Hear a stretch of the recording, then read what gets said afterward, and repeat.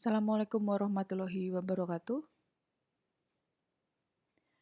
Oke, materi dasar pemrograman komputer pagi ini yaitu tentang array.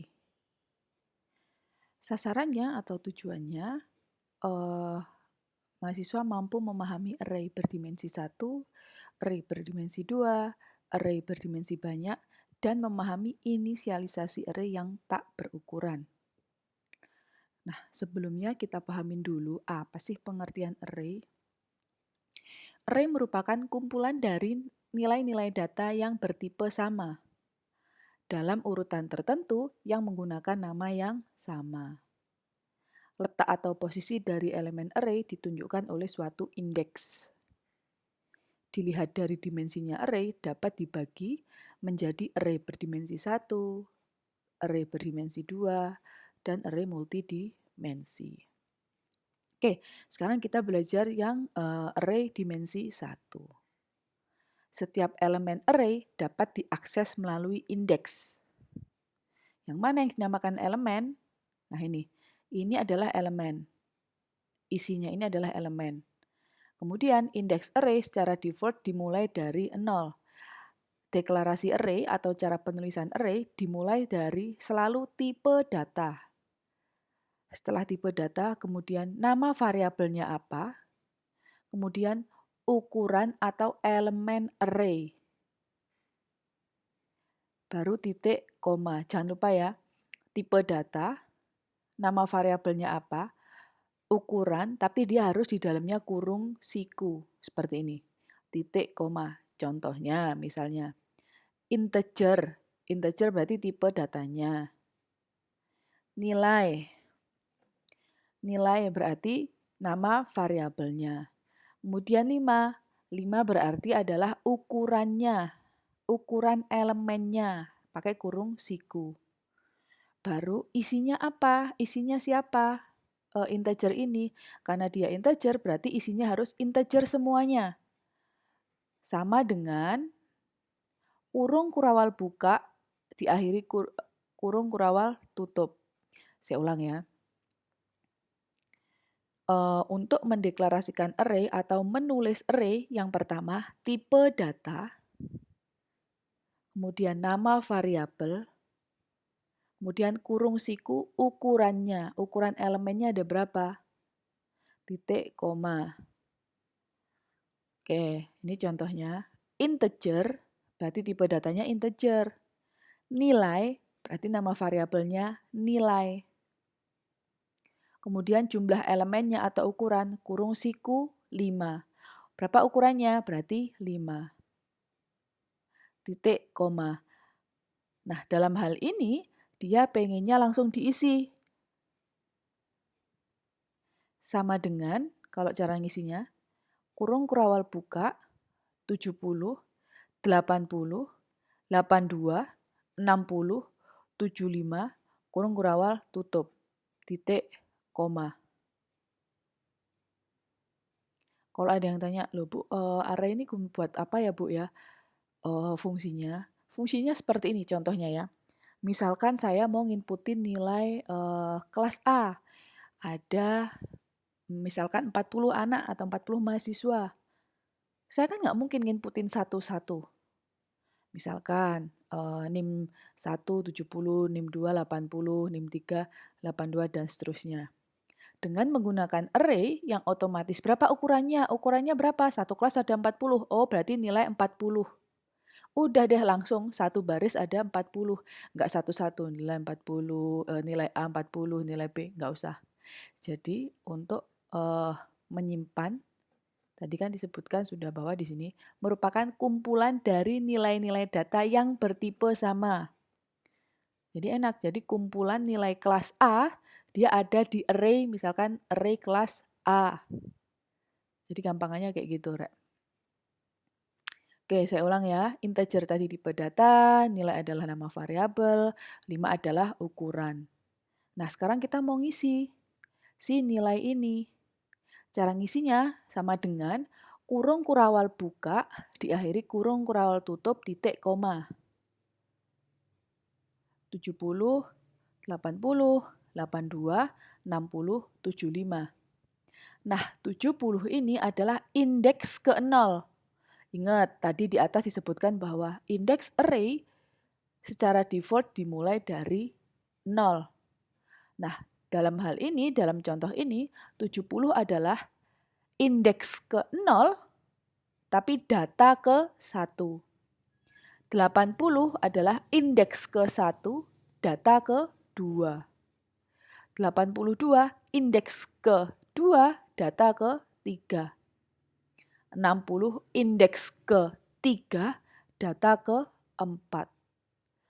75 indeks ke 4, data ke 5. Ingat, kalau array selalu dimulai dari indeks ke 0. Kalau ditanya 82 berarti indeks ke berapa? Indeks ke 2.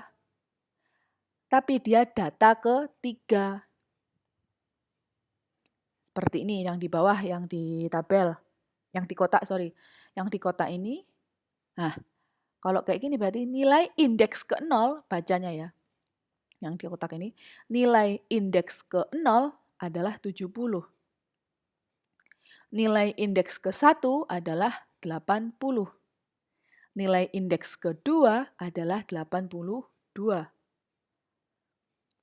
Nilai indeks ketiga adalah 60. Sedangkan nilai indeks keempat adalah 75.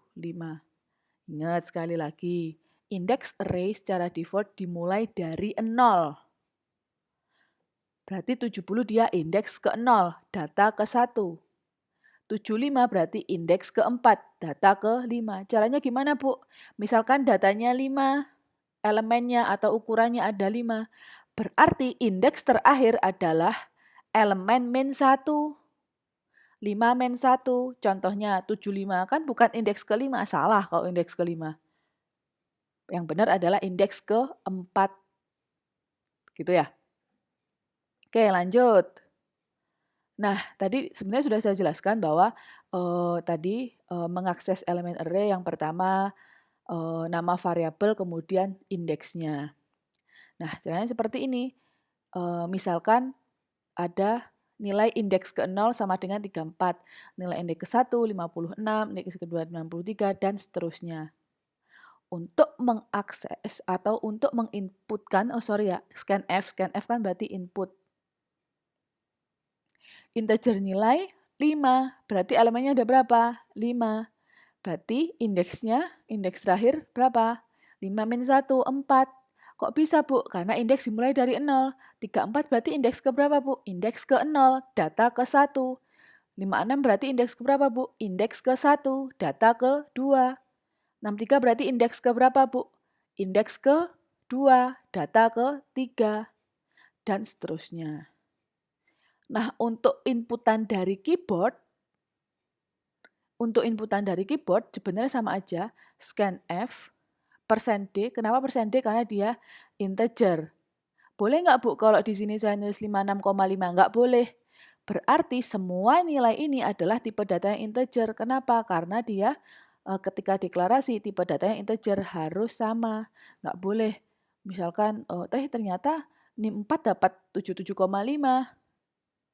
Terus kemudian di sini 7,5 tapi di sini integer, nggak bisa. Harus sama, integer semua, double semua, float semua. Oke, kembali ke sini. Untuk input nilai dari keyboard, masih sama ya, scanf, %d, kenapa %d? Karena dia integer, koma, dan nilai, ingat, dan nilai merujuk ke variabel nilai, kemudian indeks ketiga. Indeks ketiga siapa? 77. 34 indeks ke 0, 56 indeks ke-2, indeks ke-1, 63 indeks ke-2, 77 indeks ke-3.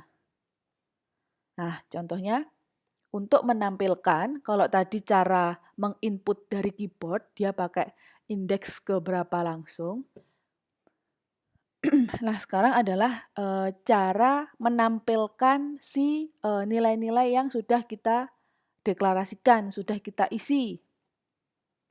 Nah, kalau masih ingat kemarin kita menggunakan atau kita belajar tentang perulangan for. Nah, di sini untuk menampilkan nilai-nilai dari array menggunakan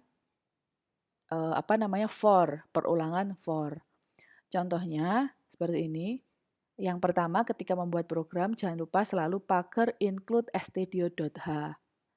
Setelah sudah, baru void main, kurung kural buka, kurung kural tutup, kurung buka, kurung tutup, kurung kural buka, diakhiri kurung kurawal tutup. Baru integer i, kalau dilihat dari programnya, i di sini mendeklarasikan siapa? Oh, mendeklarasikan i pada for atau i pada perulangan. Boleh nggak kalau saya di sini integer i sama dengan 0? Nggak di atas deklarasinya? Boleh. Terserah. Boleh di atas, boleh di bawah. Nilai nilai array 5. Tipe data nilai apa? Integer. Jumlah elemen array berapa? 5. Jumlah ukuran array berapa? 5, titik, koma. Baru diisi satu-satu. Karena sudah dideklarasikan nilai, tulis saja langsung nilai indeks ke 0. Kenapa dimulai dari indeks ke 0, Bu? Karena array selalu default-nya dimulai dari indeks ke 0. Nilai indeks ke 034, nilai indeks 11, nilai indeks ke 156, nilai indeks ke 263, dan seterusnya. Setelah diisi, baru menampilkan ke layar. Caranya gimana, Bu? Pakai for. Kalau masih ingat, for i sama dengan 0. Kenapa 0, Bu? Karena array dimulai dari indeks ke 0. Selalu dimulai dari 0. Boleh nggak, Bu, kalau saya mau i sama dengan 2? Berarti nanti yang muncul adalah indeks ke 2. Dimulai dari indeks ke 2. Makanya kenapa untuk menampilkan data array ke layar atau outputan, for i sama dengan 0. Karena array dimulai dari indeks ke 0. Titik, koma, i lebih kecil dari 5. Kalau kayak gini 5 ikut nggak? Enggak, karena tidak sama dengan. Kenapa nggak ikut, Bu? Karena array adalah jumlah elemen min 1. Array terakhir adalah jumlah elemen min 1. 5 min 1, 4. Kalau i lebih kecil sama dengan 5, i lebih kecil dari 5, berarti i sampai 4. I plus plus. Oke. Printf %d. Kenapa %d? Karena dia tipe data array integer. \n, enter, koma, nilai, merujuk variabel nilai, indeks ke i. Bukan indeks ke 0 ya, tapi indeks ke i. Kenapa indeks ke i, Bu? Karena kan mau menampilin ketika di perulangan tadi for. Looping kan dia. Ingat, kalau misalkan dia tanpa kurung siku seperti ini, yang muncul adalah hanya 0 sampai 4. Kita langsung coba aja.